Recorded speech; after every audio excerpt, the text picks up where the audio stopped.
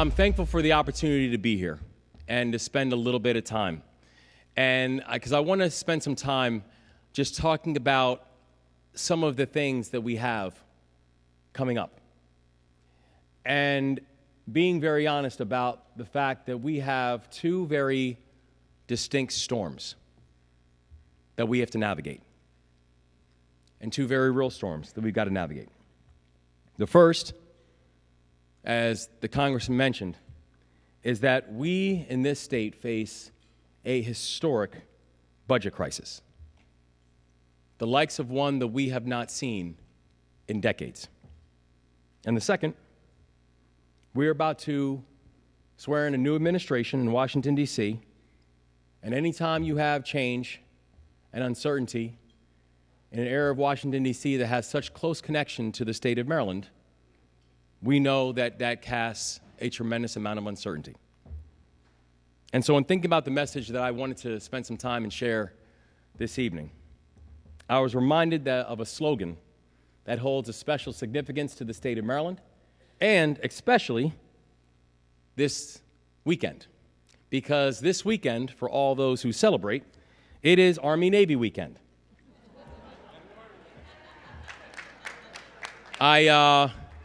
I love the fact that we are the home of the Naval Academy.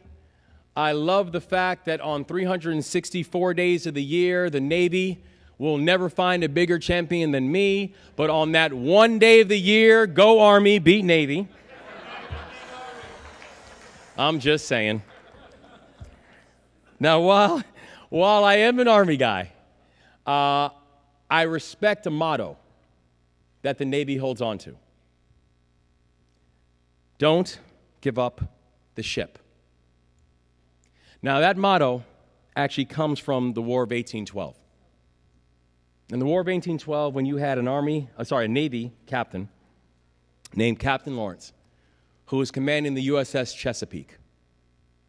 And as he was fighting the British and was shot, as he realized that he was going to lose this battle and he was going to lose this life, the final words that he said were a command to his shipmates. Don't give up the ship. That became the rallying cry. And that now, if you go to the United States Naval Academy, those words are all over the yard. Don't give up the ship. So tonight, I want to spend a little bit of time talking about the two storms that we have gathering. And finding a way that in this moment, Maryland is going to collectively say with one distinct voice, we won't give up the ship. So first, we know that Maryland is staring down the biggest budget crisis in the last 20 years that I know, and I was clear when literally the first time I had a chance to speak with MACo, when I was just governor-elect, that I understood that we inherited bloated budgets and sluggish growth and a structural deficit. That from 2017 to 2022, the national economy grew by 11%. The national economy grew by 11%. At the same time frame, Maryland's economy grew by 3%. Maryland's economy grew by 1/4 of the national pace. We've ranked consistently low on measurements of affordability and wages, and population size, and employment. And high prices around the country have also been affected by how much money moves through our economy. So even though we weren't growing, one thing I did know is that we were spending. Because during that same time period, when we had 3% economic growth, Maryland's state budget increased by 70%. So we were spending, we just weren't growing. And I know that this isn't exactly a politically convenient thing to say, but bigger budgets do not always correlate to better results. And that is distinctly true when you have slow economic growth. So now Maryland and every state in the nation was benefiting from the billions of dollars of federal money that got us through the COVID-19 pandemic. But let's be clear, billions of dollars from the federal government is not a structural surplus, it is a sugar high. Because that money that came in from the federal government was not fixing our structural deficits. It was masking the problems. And over the last 2 years, our administration has made targeted cuts and responsible investments to help to narrow the budget gap. We've prioritized government efficiency and data, where for 2 years in a row, we've actually decreased the size of state government, working to spend smarter to get the results that matter. And a few months ago, we used a data-backed approach to tackle childhood hunger, and that strategy has helped us to feed an additional 500,000 Maryland children when school meals were unavailable during school breaks.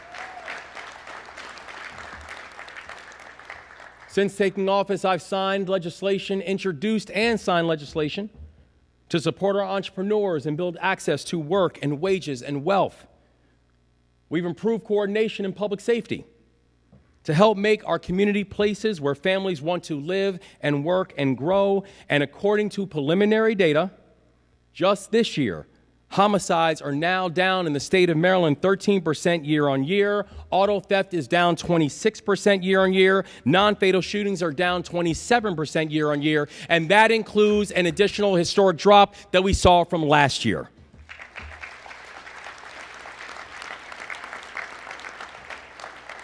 And we also made the choice to invest in childcare and ensure that more Marylanders could join the workforce without a college degree. I have been very clear. We have some of the best four-year colleges in America in this state. But I also want to be very clear. We are going to end this myth that every single one of our children must attend one of them in order to be economically successful.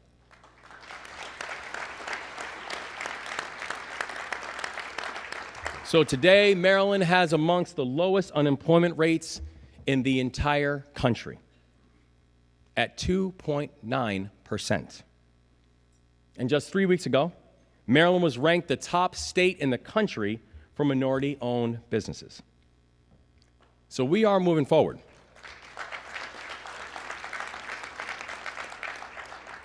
But while we're moving forward, let's be clear that the fiscal challenges we are facing that are almost a decade in the making cannot be solved in less than 2 years.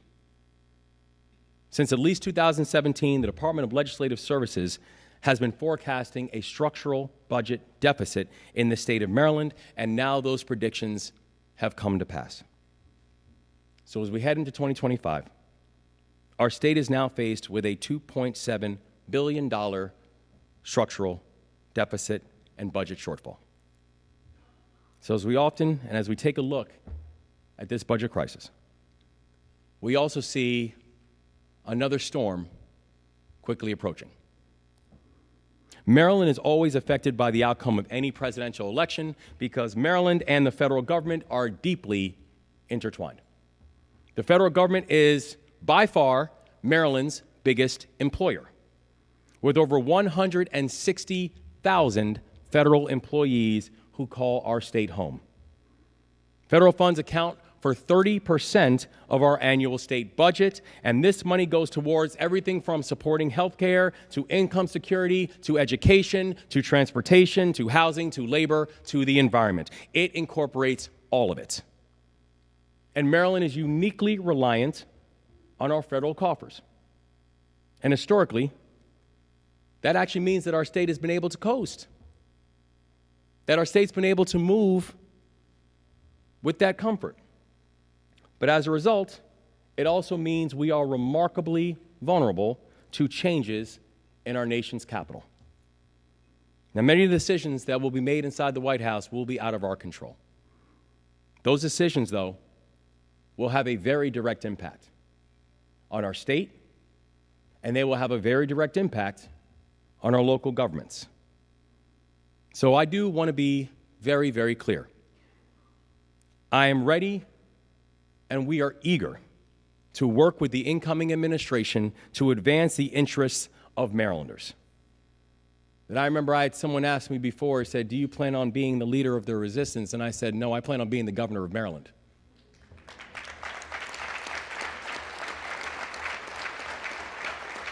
We've got 6.5 million people all across the state who deserve nothing less, who deserve us, and who deserves a state government that is willing to work with anybody and everybody in places that we can partner in order to get the job done on behalf of the people who put us in these seats in the first place. And I do believe that there are real spaces for alignment, including in areas of transportation and including areas of infrastructure. And at a time that we are facing a very real fiscal crisis, we also know this.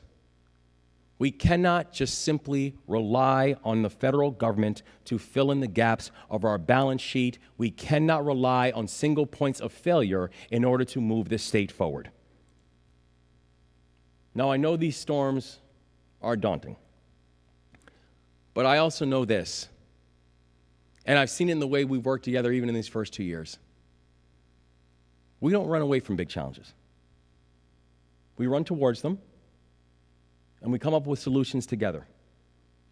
And the answer to make it through each of these storms fundamentally comes down to one word: growth. If our economy was growing more rapidly, the truth is we would not be dealing with a structural deficit. The reason we are dealing with a structural deficit is you cannot have budgets increasing by 70% and a GDP of 3%. That creates a delta. That means massive structural deficits. This is not politics, it is math. And if our economy was growing more rapidly, we could better withstand any challenges or any changes that might happen in other administrations. So the truth is, we need to grow. It is the key to securing Maryland's future.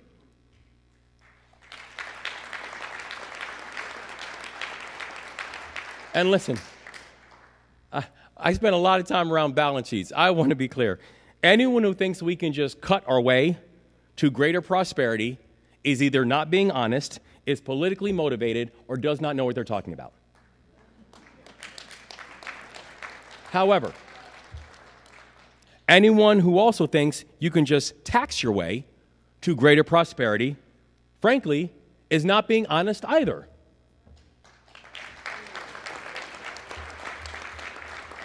Now is a time when we've got to make tough choices. Now is a time when we've got to be honest. Now is a time when we say we just cannot kick cans down the road and leave it for other people to figure it out. That this is going to be the time when we have got to build a durable economy, one that is unapologetically business-friendly and one that actually invests in growth. And in the next few days, I will be signing an executive order centering around strengthening Maryland's economic competitiveness.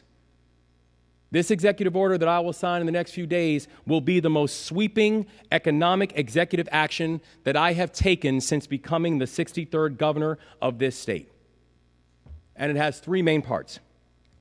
The first, our executive order will streamline the permitting process, making it easier for businesses to be able to come and grow and stay in the state of Maryland.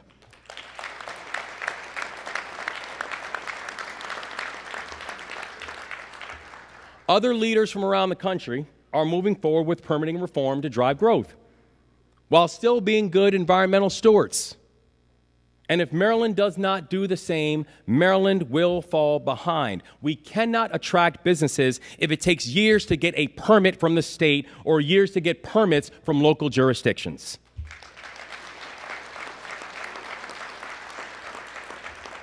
We need to cut the red tape that slows down this process. Arbitrarily, miserly, and foolishly. And my executive order will help us to do exactly that. Second, This executive order will initiate an all-of-government strategy to prioritizing sectors that Maryland is poised to win at. Because our state's economy, frankly, if you think about it, it's focused on three main areas, and it's kind of been like that for decades. It's the eds, the feds, and the meds. That's kind of Maryland's economy. And frankly, when you look at our balance sheets, I looked at these balance sheets, and literally, we call it like, it's like the peanut butter balance sheet. Kind of everything's kind of spread evenly. Now, I know this, for the eds and the feds and the meds, we are always going to protect our legacy assets. But we cannot solely rely on them. And we need to build on the foundation that they've laid out. So we have spent these past months getting into the weeds, studying the data, and asset mapping this state. And our administration has identified 3 new core areas that will be central to our future growth. They are life sciences, IT, and aerospace and defense. These are the 3 areas that will open the door to economic dominance in a modern economy. And I'm talking about areas like cybersecurity and computational biology. I'm talking about areas like artificial intelligence and quantum computing. These are the areas where Maryland is uniquely positioned to win because we have the right assets. Maryland is the home of NIST. Maryland is the home of NASA Goddard. Maryland is the home of Fort Meade. Maryland is the home of U.S. Cyber Command. Maryland is the home of the UMD system. Maryland is the home of the biohealth cluster. Maryland is the home of the NSA. Maryland is the home of every single acronym known to man exists in the state of Maryland.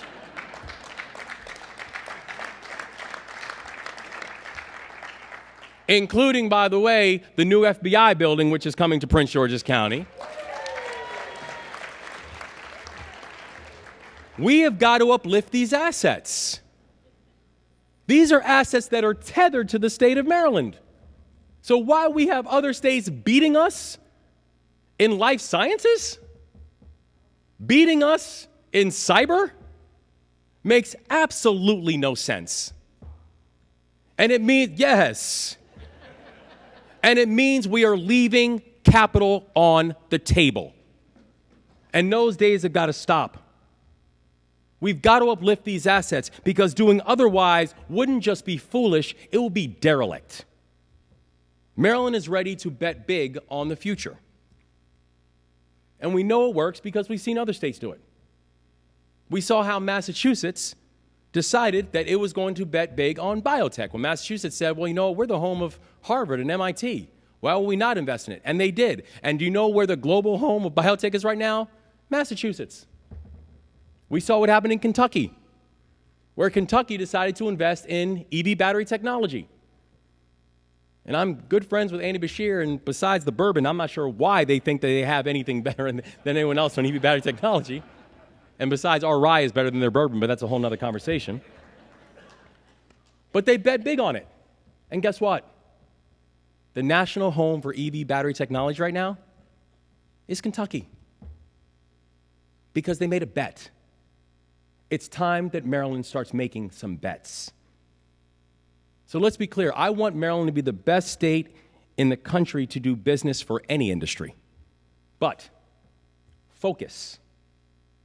Focus and strategy is how we will attract, how we will retain, and how we will grow businesses and investments and talent. And it's what we will do going forward. And that brings me to the third key element of our executive order: coordinating economic development efforts with local governments. The state of Maryland can do everything in our power to drive economic growth. But if we're not aligned with you, if we're not aligned with our local jurisdictions, we'll have nothing. Our economic destinies are tied together. And that's why my executive order directs all parts of our administration to ensure better coordination with local governments to drive economic growth.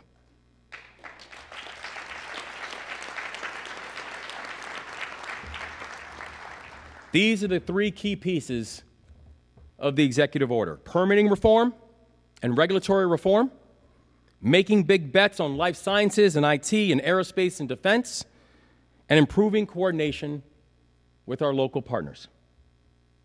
And in order to support that kind of growth, our administration will also demand that there are still 2 items that we have to address tonight, because both of them are prerequisites in order to make Maryland desirable for businesses and desirable for industries. And those 2 things are this. I'm talking about investing in world-class schools and increasing housing supply. So first, let's talk about education. We know that a world-class education system is a necessity for all of our dreams and all of our hopes as chief executives, and also it is the foundation for all of our hopes and our dreams for our future generations, who is our job to protect. And the blueprint for Maryland's future is and will remain a central part of our education strategy. But if legislative history is any teacher, we know 2 things about the laws of enormous significance.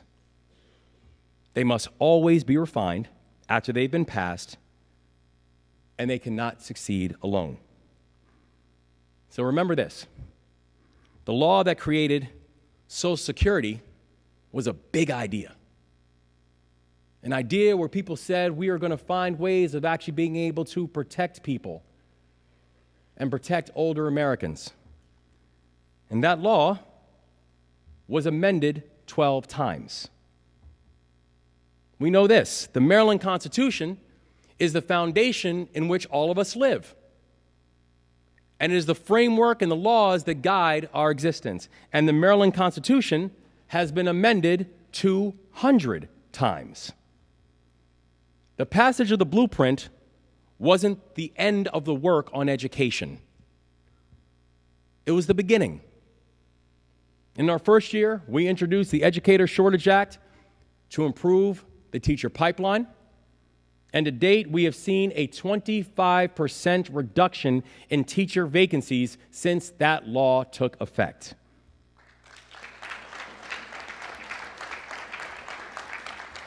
That this past session, I signed a new Grow Your Own program to expand student-teacher stipends and to train more teachers. In our first 2 years, I think we have shown that you are not going to find a bigger believer in Maryland's public schools and Maryland's public school education, and a believer that they need the financial support, where we have increased state funding to our public schools by 50% in our first 2 years compared to my predecessor's first 4 years. But now, the work continues, and we must be honest about where we are. This legislative session, I will introduce an education bill that builds on the blueprint to help ensure that our children receive a world-class education. And this piece of legislation will take aim at the biggest single challenge that we face in education, and that is the ongoing Maryland teacher shortage. Today, 4% of our classroom positions are unfilled. That's nearly 1,600 classrooms of children without an experienced educator in front of them. 6,000 educators are teaching under provisional certification, which means they are not fully trained, and it means they are not fully licensed.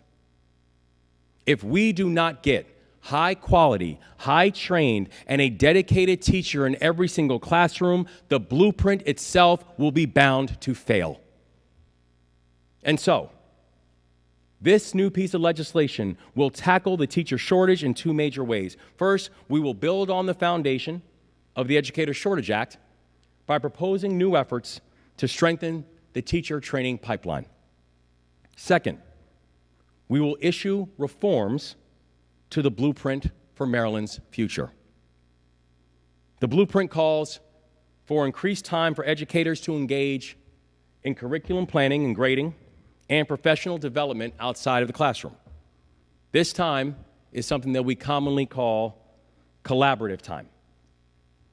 It ensures that our educators have additional breathing room to work together, to sharpen their skills, and to better support their students. But I want to be clear, teachers should be treated like professionals and empowered to work together outside of the classroom.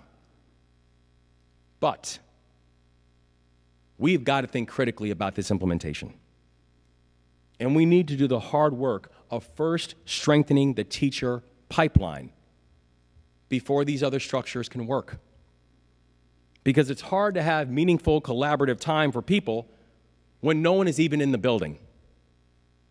So, we would need an estimated 15,000 more teachers to implement collaborative time successfully.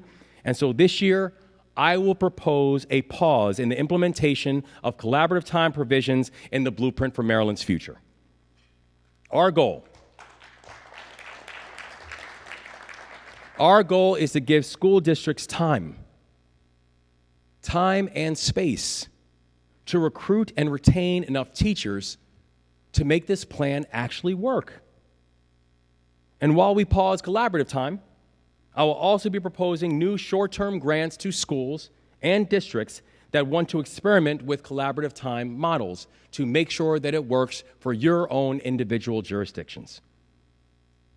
I believe in the promise of the blueprint, and I definitely believe in the promise of our children. But the realization of that promise doesn't come through strict adherence to formulas at all costs. The realization of that promise comes from making sure that our investments are actually linked to student success. Our fidelity is to our students. They are not to our formulas.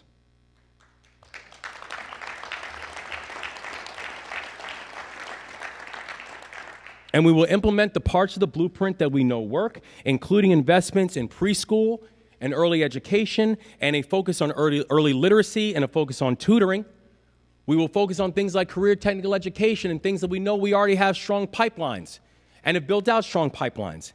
And we will pause the elements that need a closer look or require laying a stronger foundation for full implementation. And we will continue to craft and pass legislation that elevates education and makes necessary adjustments that we see fit. To win this decade, we need to provide a world-class education to every student. That will be our pledge. That will be our push. 15,000 is our target to implement collaborative time. We will get there. However, we need to put in the work to make sure this can work. And while we move forward in education, I want to talk about that second piece and start with a number. 96,000. That's the housing gap in our state. We have a shortage of over 96,000 homes. It's a shortage that is dragging down affordability. It's a shortage that is dragging down economic growth. It's a shortage that is driving down business growth. Now, since my inauguration, we have worked together to help create over 50,000 new jobs in the state of Maryland. And I want to tell you, CEOs are taking notice. CEOs want to be a part of what we're doing. I spent a good portion of my week talking to CEOs and not just recruiting them to come to the state of Maryland, but taking a lot of incoming because people are realizing when we say this is Maryland's decade, they're starting to believe it. But I can tell you this, in every single conversation that I have with the CEO, one of the first questions that they will ask me is about housing. When I talk to students, they will tell me that they are thinking about leaving the state of Maryland and going to a different state because of high housing costs. And we know that 1 in 3 younger Marylanders is considering leaving the state just for that simple reason. When I talk to teachers and police officers, they tell me they're sure if they can continue to make rent or save up for a housing down payment. If we don't address housing, we are never going to see our full potential. And so this past year, we worked together and with the General Assembly to pass the most comprehensive housing package of any governor in recent history. And it's not lost to me that our housing package couldn't have gotten passed without the full partnership and the insight and the push of MACo. So I want to thank this community for always coming to the table to address tough issues, and I'm coming to you again to say, while I'm proud of the work we have gotten done, we have got more work to do, and we are coming back for more. We cannot have an honest conversation about growing our economy without directly addressing the issue of housing supply. And we cannot address the affordability crisis if we do not address the issue of housing supply. So in this upcoming session, I will introduce legislation to ensure that we are building more housing in the state of Maryland and creating more pathways for people to become homeowners and have an opportunity for more renters to be able to own a piece of the American dream.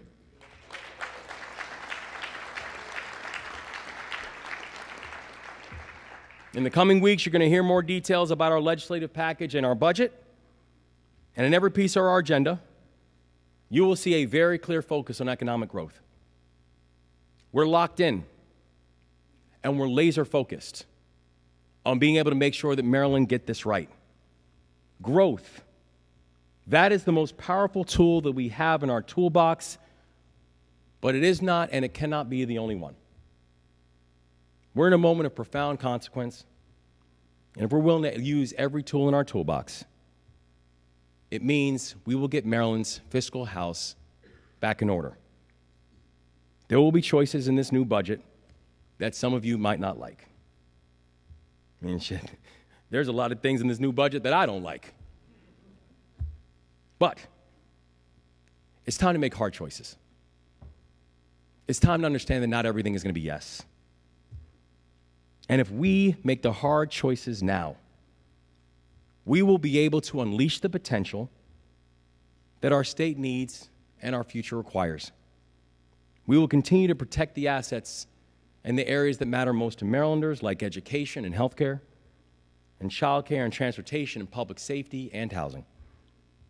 And as we closely evaluate spending levels, we are going to work with our performance cabinet to ensure that where we do spend money, that we are going to get a strong return on that investment. Because all of us are going to be governing together in a moment of both challenge and opportunity for our state. It will require a measure of discipline and grace from each and every one of us. There will be moments when all of us will get frustrated and overwhelmed. But in Maryland, we won't give up the ship, no matter how tough the waves or how tough the surf, because that's who we are. I know the people in this room. I know the strength and courage that each and every one of you have. I know the fact that we've had to navigate difficult times, and you've been good partners, and this administration has tried to be good partners to you too. And I see what happens when we choose to work together. I saw it just a few weeks ago on the Eastern Shore, when we broke ground on a new hospital just a few weeks back, marking the first major investments in rural health care that this state has seen in a long time. When other states are retreating from rural health care, Maryland chooses to lean in.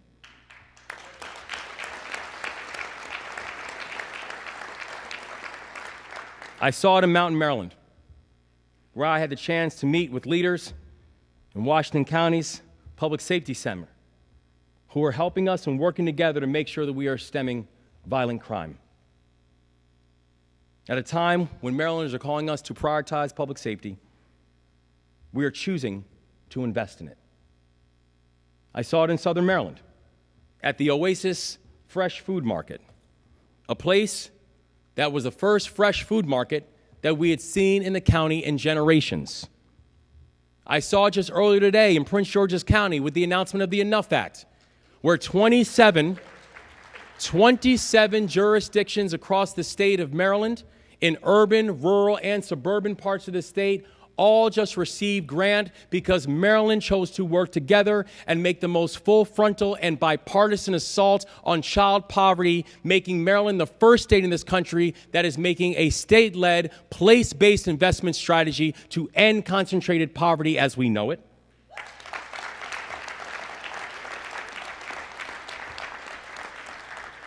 I saw it in Baltimore after the Francis Scott Key Bridge collapsed, when we came back stronger than ever. And as the congressman said, when people said it would take 11 months to clear that channel, we did something unique and we worked together. And we got it cleared in 11 weeks. This is what we do. We actually choose to work together on things. And we make the impossible very, very possible for the people of our state. We refuse to run in the other direction when we see storms coming. We are going to navigate them both together, and we will emerge stronger. Because there are some people who look at challenge and they turn away.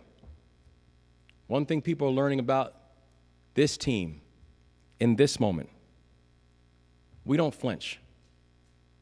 We're not built that way. That's been shaken from us a long time ago. We stand up. We get things done. We're built differently. And by meeting this moment head on, we're going to show the people of this state what it means to leave no one behind.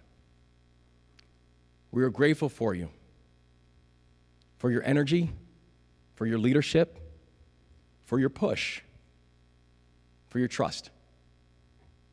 Because we're not just going to meet this moment. We're going to show everybody what it means to be Maryland tough. So God bless you guys, and thank you so much, and happy holidays and Merry Christmas to each and every one.